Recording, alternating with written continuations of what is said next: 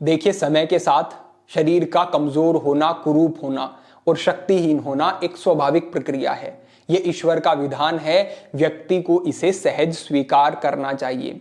लेकिन आप ये भी बात ध्यान रखें कि अगर समय से पहले बुढ़ापे के लक्षण आ रहे हैं, आपके चेहरे पर, आपके शरीर पर प्रभाव उसका हो रहा है, शक्तिहीन हो रहे हैं, ऊर्जा को आप खो देते हैं, तो ये भी ठीक नहीं है, क्योंकि ये भी अस्वाभाविक प्रक्रिया है। जो चीजें शरीर पर कुछ दिन बाद वैसे प्रभाव दिखाई देने थे, अगर वो आज दिखाई दे रहे हैं तो ये ठीक नहीं है। ये क्यों हो रहा है? क्योंकि आपने अपनी जीवन शैली को गलत कर लिया, आपने स्वास्थ्य के नियमों को नहीं समझा, आपने पथ्य का ध्यान नहीं रखा।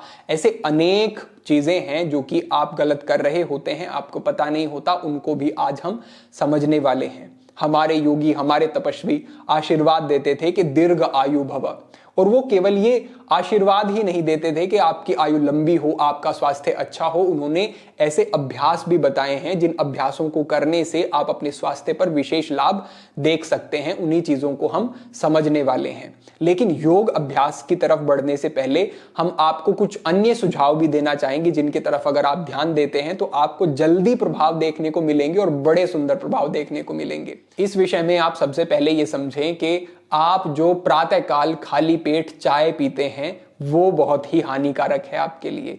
कई बार तो ऐसा हुआ कि हमारे सम्मुख भी चाय ला करके रख दी कि आप इसे ग्रहण करें। आप समझें कि जब आपका पेट खाली है, रात भर में पेट खाली हुआ, तो सुबह आपके शरीर को जरूरत है अच्छे पोषक तत्वों की। हमारे आयुर्वेद के अंतर्गत तो कहा गया है कि आपका जो प्रातःकाल का भोजन होना चाहिए वो अच्छा होना चाहिए, वो भारी भोजन होना चाहिए। ऐसा नहीं कि हल्का कुछ भी ग्रहण कर लिया। और आप हल्का भी छोड़ दें, अगर आप ऐसा कोई पेय पी रहे हैं जो कि खाली पेट में जाकर के पित्त को बढ़ाने वाला है, जो आपके पेट के अंदर की लाइनिंग होती है, जो उसकी दीवारों को प्रोटेक्ट करती है, उस पर क्षति पहुंचती है और धीरे धीरे अल्सर जैसी समस्याएं भी व्यक्ति को हो सकती हैं। तो ये चीजें जब बढ़ती हैं, शरीर में पित्त बढ़ता है, तो आयुर्वेद के अनुसार आप समझें, कहा गया है कि अगर शरीर में पित्त बढ़ रहा है तो समझें कि व्यक्ति मृत्यु की तरफ बढ़ रहा है। बुढ़ापे की तरफ ही नहीं, वो मृत्यु की तरफ बढ़ रहा है। तो पित्त अगर शरीर में बढ़ेगा तो ये हानिकारक है, अनेक रोग लेकर के आएगा। तो आपको ध्यान रखना है कि प्रातः काल की चाय को आपको बिल्कुल बंद कर देना है। हम ये भी नहीं कहेंगे कि दिन भर में आप बिल्कुल ही त्याग कर देंगे। कहीं आप बाहर गए हुए हैं, कोई सम्मान रूप में देता है तो थोड़ी मात्रा में आप ले सकते हैं, लेकिन आपको खुद से बना करके, खुद से प्रेरित होकर के चाय नहीं पीनी है। और खाली पेट तो बिल्कुल ही आपको त्याग कर देना है। ये छोटा सा नियम बड़े अच्छे आपको लाभ देने वाला होगा। दूसरे स्थान पर आप समझें कि जो व्यक्ति धूम्रपान करते हैं, स्मोकिंग करते हैं, इससे क्या होता है, जो आपकी स्किन सेल्स होती हैं वो डैमेज होनी शुरू हो जाती हैं, वो बननी कम हो जाती हैं। जब सेल्स नहीं बनेंगी तो धीरे धीरे वो चीज प्रभाव लेकर के आएगी और आपकी त्वचा खराब होनी शुरू हो जाएगी। तो ये झुर्रियां जो चेहरे पर पड़ती हैं, जो बुढ़ापे के लक्षण दिखाई देते हैं, जो धूम्रपान करते हैं उनको जल्दी देखने को मिलेंगे।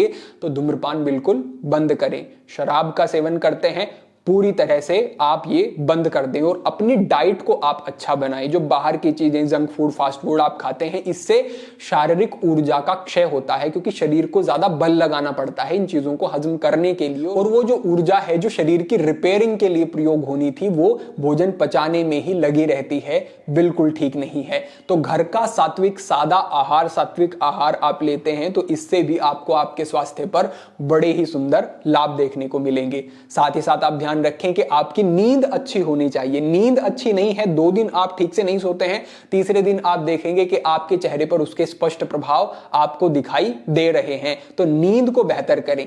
नींद बेहतर होगी, मानसिक स्वास्थ्य अच्छा होगा। मानसिक स्वास्थ्य आपके चेहरे पर, आपकी त्वचा पर, आपके पूरे शरीर पर कोई संस्थान ऐसा नहीं है जहां पर प्रभाव नहीं डालता है। तो मन अगर प्रसन्न है तो आपका स्वास्थ्य अच्छा होगा निश्चित रूप से। तो मन कैसे प्रसन्न रहेगा? जब आपका आचरण ठीक होगा। गलत प्रकार का आचरण करें, अनैतिक व्यवहार करें और आप सोचें कि आप सुखी रह लेंगे, भले ही आज लग रहा हो कि सब कुछ ठीक है, लेकिन कल घोर दुख आने वाले हैं, ये समझे। तो अपने आचरण को, व्यक्ति को ठीक रखना है तो वो निश्चित रूप से सुखी रहेगा और उस सुख का, उस आनंद का प्रभाव उसके पूर्ण स्वास्थ्य पर होगा। तो ये चीजें अगर आप करते हैं तो समझे कि आपने एक कदम उठाया है जो कि आपको बहुत सारे आगे लाभ देने वाला है। अब हम समझते हैं कि योगिक अभ्यास क्या कहते हैं इस विषय में। सबसे पहली बात यह है कि जो आपने आज के समय में देखा होगा, सुना होगा कि फेस योगा ऐसा कहकर के जो योग बताए जाते हैं, तो ऐसा कोई विधान हठ योग में नहीं किया गया है कि ये चेहरे के लिए या त्वचा के लिए योग अभ्यास है, ऐसा कुछ भी नहीं होता है।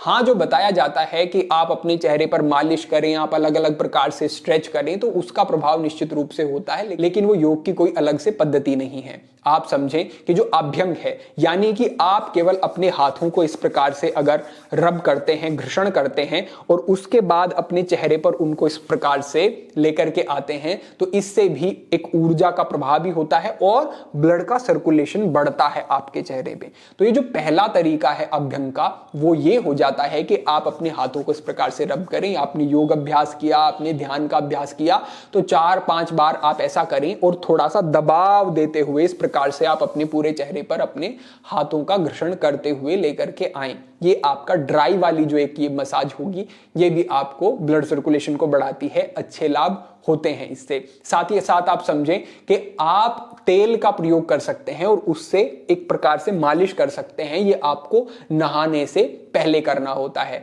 इसमें आप 3 चीजों का प्रयोग कर सकते हैं। अगर आपके पास और कुछ उपलब्ध नहीं है तो आप कोकोनट ऑयल, जो नारियल का तेल है, उसको रखें, चेहरे पर लगाएं और मालिश करें। ये जो अभ्यंग है ये आपको बड़े अच्छे लाभ देगी। दूसरे स्थान पर क्या कर सकते हैं, मुल्तानी मिट्टी आप लें और उसको जल के साथ मिला करके पेस्ट बना लें और उसको रब करते हुए, घर्षण करते हुए इस प्रकार से पूरे चेहरे पर आपको लगाना है। लगा करके कुछ देर तक छोड़ देना है। हम तो जब अभ्यास करते थे तो हम जमीन को खोद करके वहां से मिट्टी निकाल करके योग अभ्यास करने के बाद कई बार और पूरे शरीर पर लगा करके उसे कुछ समय तक छोड़ते। कई बार हम सूर्य के सम्मुख बैठते, कुछ अभ्यास भी उस स्थिति में हम कर लेते।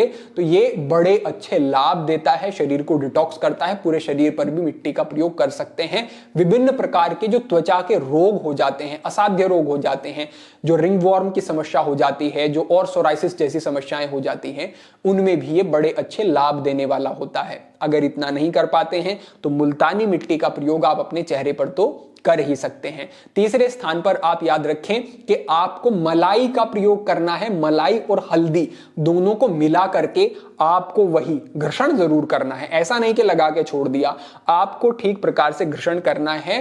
इस तरीके से रब करते हुए आप लगाते हैं और उसके बाद छोड़ देते हैं, 10 मिनट रखते हैं, स्नान कर लेते हैं। तो इस मलाई के और हल्दी के प्रयोग से भी आपको बड़े अच्छे लाभ देखने को मिलेंगे। तो इस प्रकार से अगर आप करते हैं तो ये आपकी त्वचा के लिए बहुत अच्छा होगा। अब आप समझें कि प्राणायाम किस प्रकार से कार्य करता है और समझें ये बहुत ही उपयोगी है। आपको करना यह है कि आपको भस्त्रिका प्राणायाम का अभ्यास करना है।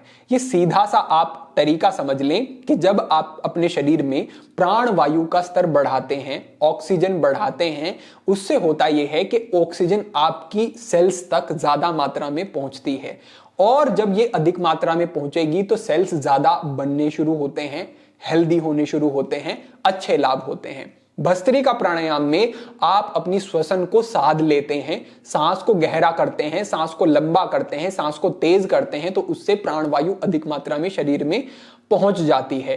3 तरीके से आप इसको कर सकते हैं। सबसे पहला तरीका यह होता है कि आप 3 सेकंड में सांस को बाहर छोड़ रहे हैं और अंदर ले रहे हैं। बाहर छोड़ना और अंदर लेना आप 3 सेकंड में कर रहे हैं। यह इसका प्राथमिक चरण होता है। फिर धीरे धीरे कुछ समय के अभ्यास के बाद आपको बढ़ा देना है। 2 सेकंड में आप सांस को बाहर छोड़ रहे हैं, अंदर ले रहे हैं, यानी कि 1 सेकंड में बाहर छोड़ा और 1 सेकंड में अंदर लिया। और जो उच्च अभ्यास होता है, जब आपका अभ्यास अच्छा हो जाता है तो आपको 1 सेकंड में ही सांस को पूरा बाहर छोड़ देना है और बाहर से अंदर ले लेना है। तो ये इसके 3 चरण है। धीरे धीरे इसको आपको बढ़ाना है। एक बार में आप अधिकतम 50 बार कर सकते हैं। शुरुआती समय में आप 30 बार भी करते हैं तो पर्याप्त होगा और ऐसे ऐसे आप 3 चक्र करते हैं तो ये आपके लिए अच्छा अभ्यास हो जाएगा। धीरे धीरे आप बढ़ाते हुए इसको 10 मिनट तक ले जा सकते हैं। ये आपके लिए एक पूर्ण अच्छा लाभ देने वाला अभ्यास हो जाएगा। तो आपको सहज सिद्धासन, पद्मासन, सुखासन आदि में बैठ जाना है। ज्ञान मुद्रा लगा लें, कमर सीधी कर लें और आप इस प्रकार से अभ्यास कर सकते हैं। हम सीधा उच्च अभ्यास जो है उसकी तरफ बढ़ते हैं।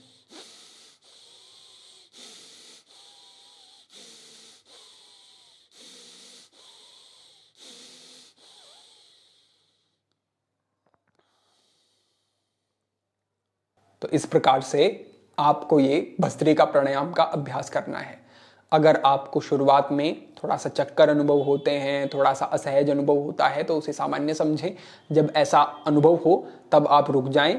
थोड़ा सा रुकने के बाद आप गहरे लंबे सांस बीच में लें, हल्का हल्का, और उसके बाद फिर से ये अपना तीव्र वाला अभ्यास आप शुरू कर सकते हैं। इस प्रकार करते हैं तो भस्त्रिका प्राणायाम से आपको विशेष लाभ प्राप्त होंगे।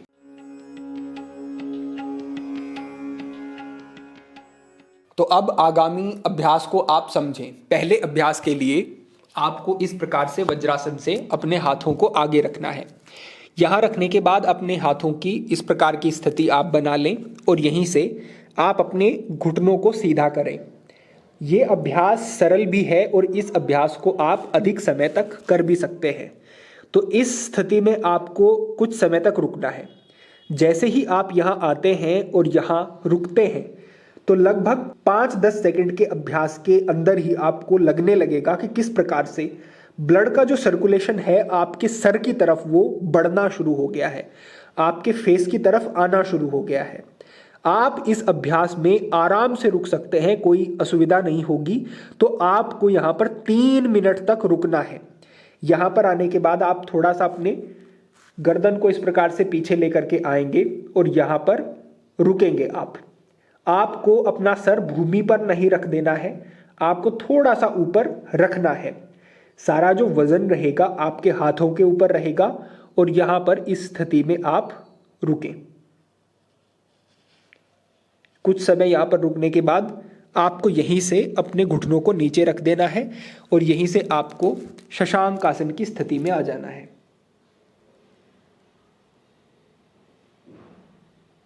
ये आपका पहला अभ्यास हुआ। ये अभ्यास करने के बाद आपको जो दूसरा अभ्यास करना है वो है पर्वतासन का अभ्यास। पर्वतासन के लिए आपको इस प्रकार की स्थिति में आना है और अपने पैरों को इस तरीके से रखना है। पैरों की एड़ियों को आप ऊपर ना उठाएं, पूरा भूमि से स्पर्श रखेंगे और अपने हाथों के बीच में अपने सर को लेकर के आपको जाना है।